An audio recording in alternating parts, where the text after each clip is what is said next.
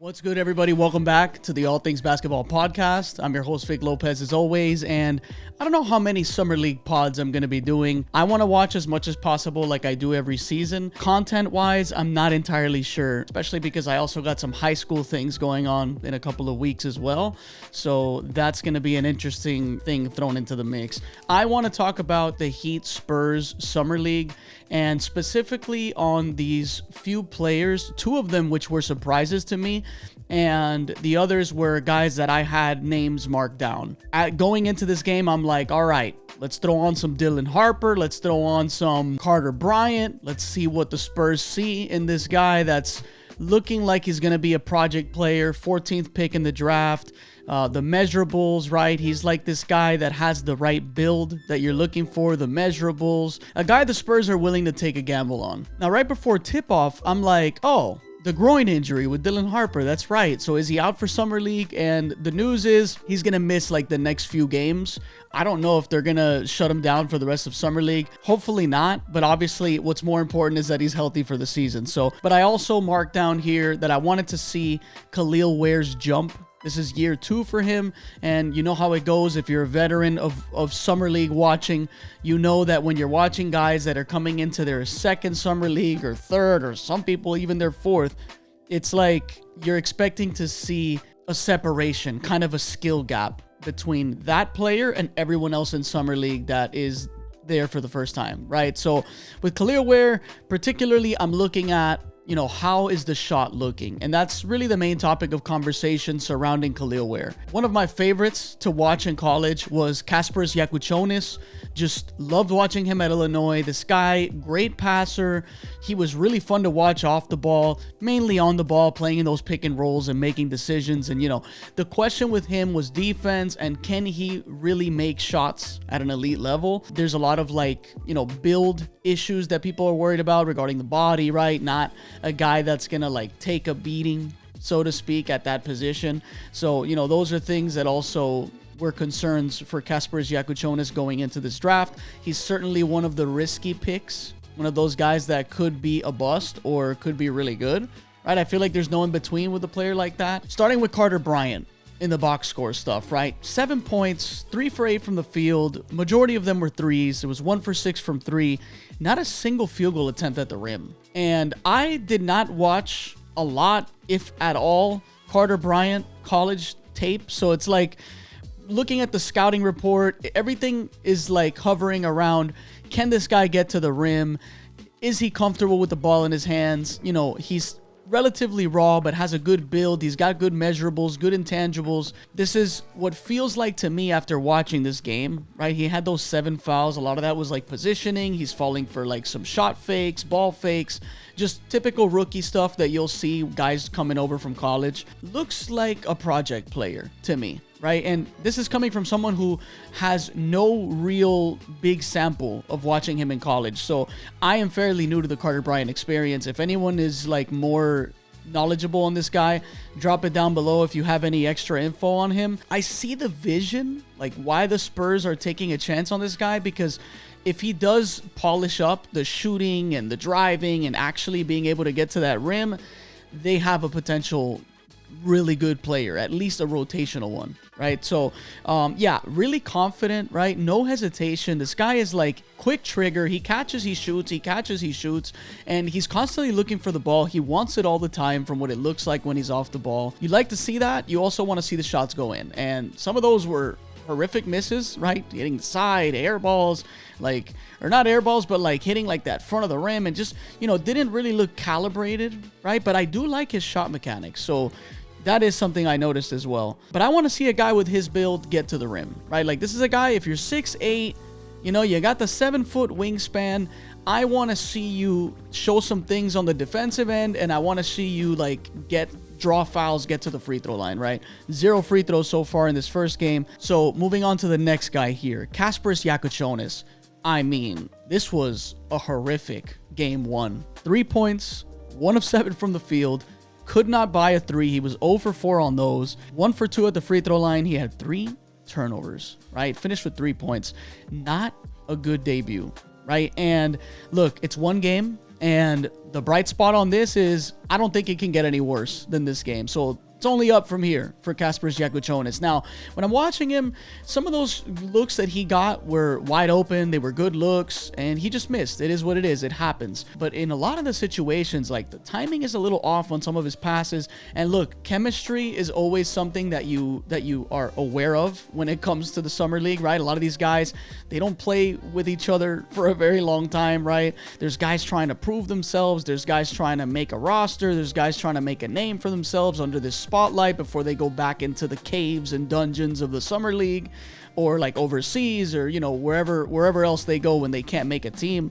And so it's a very difficult place to be when you're a guy that needs the ball to display abilities, right? Because Casper Caspers, he can help you off the ball if he's knocking down shots, which I've seen a ton of games of his. I've seen a lot of tape. I've watched his some scouting videos, and just the idea of this guy's ability to be a good shooter, right? Like, he's got good mechanics. He's got no conscience when it comes to just shooting off the dribble, shooting on the move. And I've seen him shoot from deep. I've seen him get to the rim. But look, a lot of his play style looked rushed in this first game. And it could be the first game jitters. First games are so rough to watch. You see it all the time. Some guys just have really bad starts to Summer League, and then they progress, hopefully, for the most part. They get better as time goes by, as they get a little more comfortable, right? Figuring out what they did wrong. And, so hopefully he bounces back and has a good rest of Summer League, or at least a steady progression. You can't put too much stock into Summer League on either end, right? Like, if a guy is awesome in Summer League, you can't overstock on that, right? Like, it's a good sign. It's always a great sign to see a guy dominate in Summer League, but it doesn't always translate to the NBA, and we hear that all the time. Now, the same goes for players that don't play well in Summer League, right? I remember Trae Young, like the first example that comes to my mind. A guy that people were all on him. This is a bust. What are the Hawks doing? And Trae Young is a 20-10 nightly. One of the best playmakers in the league, one of the better scorers in the league. There are examples of either guys, right? Guys that dominate, guys that don't, and then some translate and some don't. That's why I'm not too worried about that. Now, Khalil Ware, 5 of 14 from the field. He's 0 for 4 from 3. He's chucking them without hesitation, so you like to see that. But at some point, you need to see them go in, right? Like, having the balls to just take the shots, that's half the battle. The other half of the battle is making the shots, right? So, the confidence is there for Khalil. He does not think twice when he's open, and I really like that. I actually also like the way he shoots the ball, too. I've always liked his mechanics. I don't think there's anything wrong with them. The shot just doesn't go in. It just hasn't. And he finished on the season 31.5% from 3 on 111 attempts. So not like a massive sample, but a decent enough one to kind of see where he's at. And look, man, 14 points, 7 rebounds. He's got those 2 steals. He's got the 3 blocks. He's on that help side defense. He's in the back line. He's showing and just sending things the other way. He's getting those deflections. He's helping, and he's showing on drives. Everything he did on the defensive end of the floor and on the boards, none of that is new, right? Like, this is what I expect to see from him. I want to see shot making, right? Because that is what the talk around Khalil Ware really is he going to make this leap as a big man that can shoot the ball, right? Because in college, it was a very small sample. I think he took like 1 or 2 threes a game or something like that. And, it was going in, but the sample was really small. So, we want to see Khalil Ware make that jump, okay? So I'm going to say he was fine in this Summer League game. Wasn't great, definitely wasn't efficient, but defensively doing all the things that we know he can do. So good start to Summer League for Khalil Ware. Now, there were 2 surprises to me. One, on the Heat side of things, was that it feels like there's always a sharpshooter that the Heat find on their Summer League roster. And in this game, it was Eric Stevenson. Never heard of this guy. Played at West Virginia. He was undrafted in 2023. I'm looking here ever since he's been in the G League, and he's this 6'4" guard that turned 26 in April. So he's on the older side of some of these guys that are in Summer League. And Look, he shoots the lights out. The shot is beautiful. He had those 16 points. He's 4 for 4 from 3, made all 4 of his free throws. He had those 5 rebounds, a few assists, only 2 turnovers, not bad. And he did have some foul trouble, 5 fouls, but this dude he looks like a sniper. This guy looks like someone that as soon as he catches it, any daylight, he's letting it go, and it looks great, and it's going in. So hopefully that continues. This is a really nice story for him.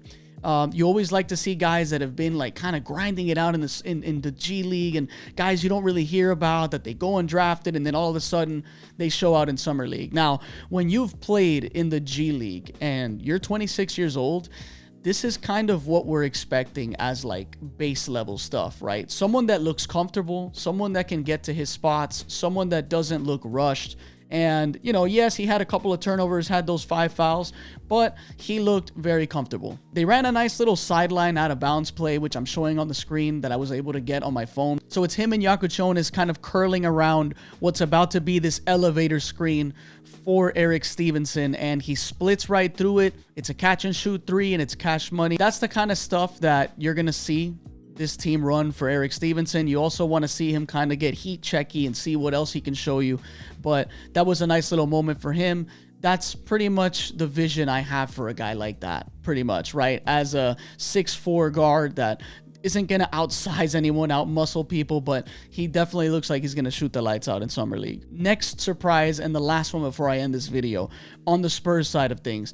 I love watching playmaking point guards, and I'm watching this small guard coming off the bench, and he is just playing with pace. He's finding everybody. He's getting where he wants, just like he doesn't look bothered. In the pick and rolls, he's snaking them. He's changing pace. He's changing direction. He's finding guys in the perfect pockets. He looks like a vet.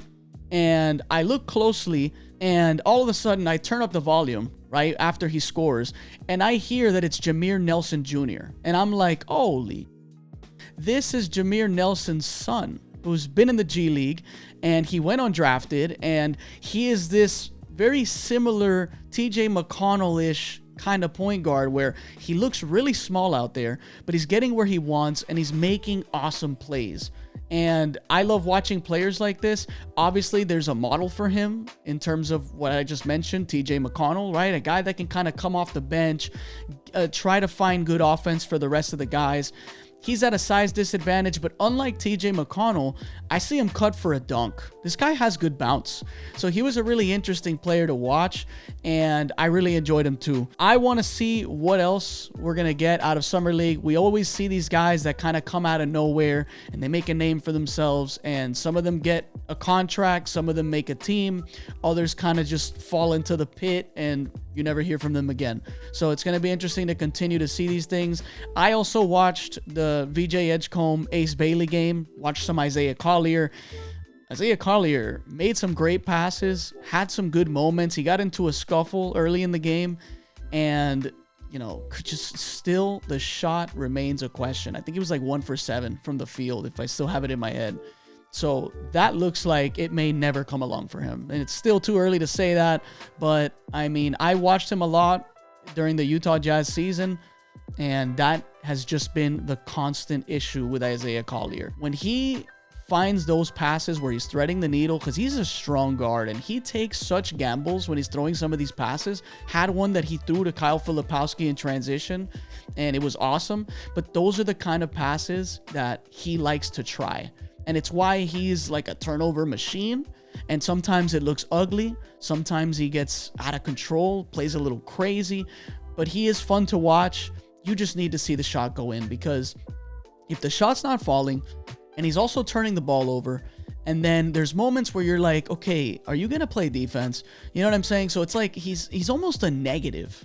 Like, it almost outweighs the positive with this guy. So you're wondering, what is his future on the Utah Jazz if he can never get a shot to feel consistent, and if he's not gonna like control the ball better, right? Like not make so many risky plays. So that's something that I noticed about Isaiah Collier too. I really liked Filipowski. What I see online, people are complaining about he can't protect the rim, he doesn't move well laterally on defense. Well, if he can't protect the rim, why do the Jazz continue to try to play him at the 5? Play him at the 4. Let him play a stretch role where he can play make and kind of show some help defense occasionally, right? Make shots, put the ball down, get to the rim, catch and shoot and things like that. Put him at the 4 and put a rim protector next to him. Like, I don't, like, expecting this guy to be some kind of, like, dominant shot blocking big just because he's 7 feet doesn't work out for a lot of guys like that. So I don't know why there's this constant attempt from the Jazz to play him at the 5 and then be disappointed that he's not playing like a natural 5, right? Or like that he can't protect the rim. Should he be able to protect the rim because of the size and the length? Yes. Does he do it well? No. Is he good on the perimeter defensively? No. But he could be very effective if you just play him as a pure power forward who stretches the floor and occasionally will make plays when guys cut around him, right? Because he is a good passer too. He is very skilled. So I don't know, you know, like I actually really like Kyle Filipowski. Cody Williams, I read some stories about some scouts that got fired from the Utah Jazz, like because he's looking like a draft bust. I like a lot of the things he does, but yes, there are moments where you're like, yikes. I think he was drafted in the lottery. I could be wrong about that. I don't remember where he was drafted. Was he the 11th pick? I don't remember anymore. Taylor Hendricks isn't in here at the moment. I remember he like broke his leg in the season. That was a horrific injury. He's like this other guy they picked in the lottery who may also be a bust. We don't know yet. It's still too early to see. But he plays a lot like a role player. I remember watching him in Summer League. I remember watching him like in the season when he was playing, and he's this guy that kind of just stands out in a corner, waits for his chance, and he's either making threes or missing them, and it's not consistent. He's shown stretches of being able to shoot threes, but not consistent. And, you know, the ball handling's kind of tricky. The defense has its flashes, but that also hasn't been consistent. So just a strange prospect that's definitely a project, but has the measurables and some intangibles that make you understand why the Jazz took a risk on him. That's another guy there. Another one there also was obviously Walter Clayton Jr., who didn't start, but he's coming off the bench. And this guy looks very comfortable. Didn't play great, but he had really good moments. Made some good passes. He made good shots.